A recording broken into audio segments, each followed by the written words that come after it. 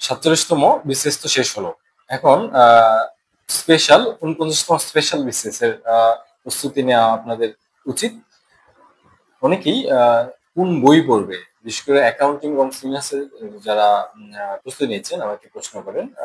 আমি বরাবরই বলে আসছি, যেহেতু তারা একটা সিলেবাস দিয়েছে, সিলেবাসের টপিকস ওয়াইজ ধরে ধরে প্রস্তুতি নেওয়ার জন্য।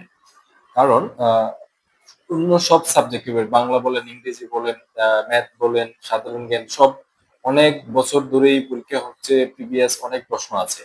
কিন্তু আপনার স্পেশাল বিসিএস বেশ কিছু বছর হয়নি।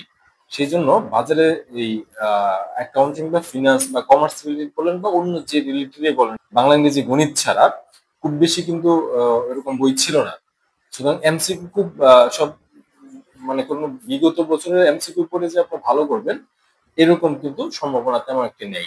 এই জন্যই আমি বারবারই যারা এই প্রশ্ন করেছে বলার চেষ্টা করেছি যে আপনারা চেষ্টা করবেন বেসিক বইগুলা যেগুলো আছে অনার্সের বা ইন্টারের বেসিক বইগুলো থেকে টপিকস ওয়াইজ ধরে ধরে প্রয়োজনে চ্যাট জিপিটি থেকে হেল্প নিয়ে পড়ার জন্য। আপনার অন্তত এইটুকু বলি, অ্যাকাউন্টিং এবং ফিনান্সের যারা প্রস্তুতি নিচ্ছেন, হুবহুব এমসিকিউ কমন পাওয়ার সম্ভাবনা কম।